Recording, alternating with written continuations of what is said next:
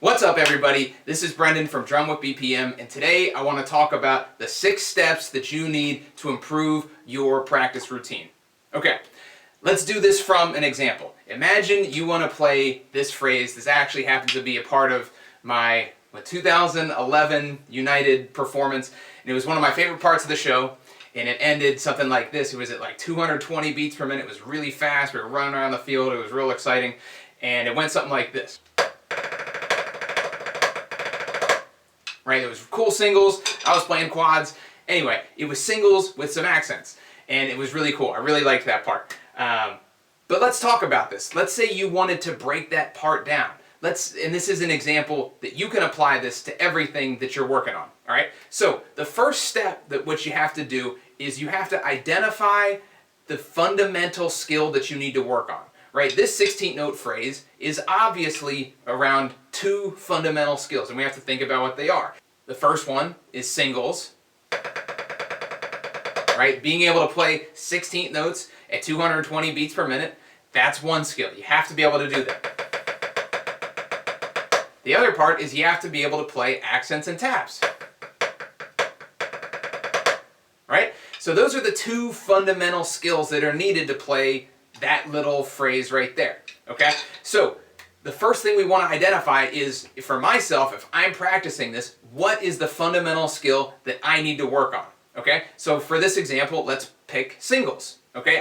Let's say I need to improve on my singles to get it. Right now I can play it at 200 beats per minute without making an error, but I need to get up to 220, and that's really fast. So how do we do that? The first thing we do is we isolate singles. All right, so now I'm in singles world. Okay, now I need to move on to step 2. And step 2 is, I kind of already hinted at it, I have to figure out what tempo I need to get to, right? So I know I need to get to 220, but right now I can only play it at 200 beats per minute. Okay, so if I can play it well at 200 beats per minute, let's start there.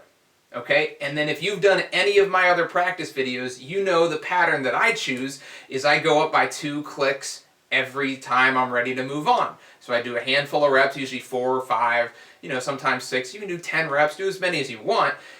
You do a bunch of reps at one tempo. When you feel like you have it mastered or you're ready to move on to the next tempo, add 2 clicks. So we would do it at 200, then we'd move to 202, 204, all the way till we got to 220. All right, seems pretty obvious, right?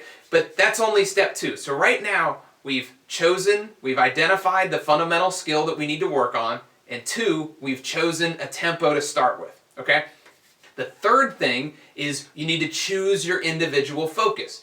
What are you going to focus on during this practice session? If you watch any of my other videos or play along with any of my other videos, that's the first thing that we do, right? The first thing we do is we choose over here an individual skill that I know that I need to work on, or you know you need to work on, right? So if we're working on singles, we know we're going from 200 to 220. That's the goal tempo. That's great. That's where we start. Now the third thing, I need to figure out what to work on.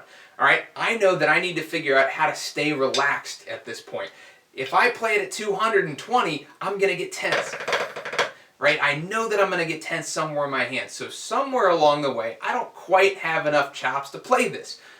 So what I have to do is figure out somewhere in singles where I start to tense up. Right? Somewhere in this exercise,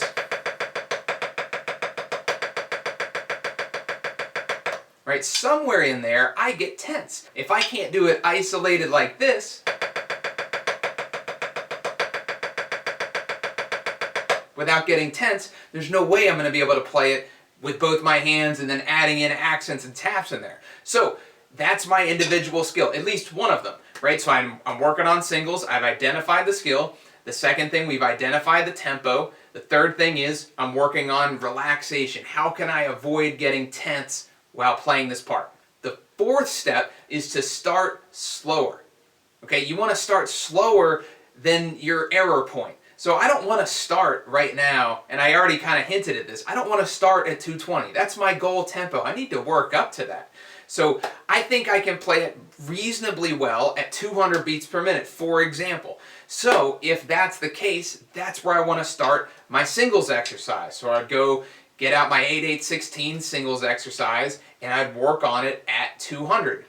Even if it felt easy, I still want to start there so I can gain confidence and get good repetitions before I start to push and get to my upper limits of where, okay, I start to notice maybe at 210, maybe 212, I start to get a little tight. Okay, maybe I have bad hand transitions, maybe my hands are uneven, and it could all be due to not being relaxed enough. So that's what you want to figure out from identifying, step 3, what you're focusing on, and number 4, starting slower. You start right where you can nail it.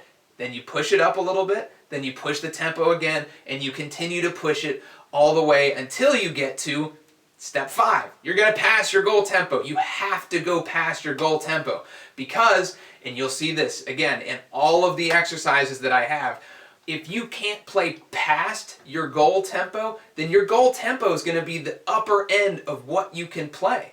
You need to be able to go past that so that your goal tempo feels easy, right? There was a time when I was learning legatos, when I was working on single strokes, that I couldn't even imagine playing 200 beats per minute, let alone 220.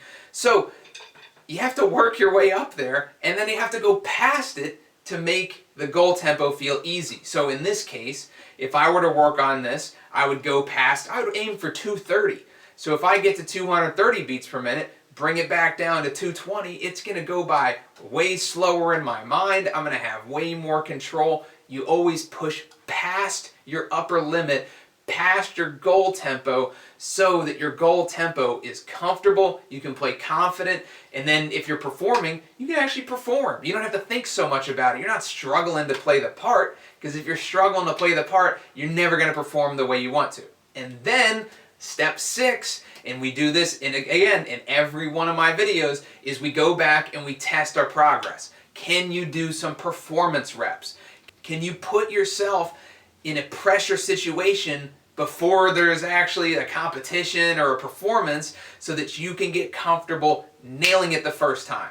Can you do it 2 times without error? No lead in right away. So those are the 6 steps. 1, identify the fundamental skill that you want to work on. 2, you want to choose the tempo that you're working towards. 3, you want to figure out your individual focus. 4, you want to start 10 to 20 clicks slower than you need to be and build your way up. 5, you want to go past your goal tempo so that you make your goal tempo feel easier. And then 6, you want to test yourself. You want to bring the tempo back down to your goal tempo, test yourself, and see where you're at. If you follow these 6 steps in any practice routine, no matter what your goal is, you will get better way faster. All right? And if you pay attention, I do every one of these 6 steps in my videos. So check out any skill that you want to work on. You're going to follow these 6 steps and you'll get way better, way faster. All right. Thanks a lot. I'll see you next time.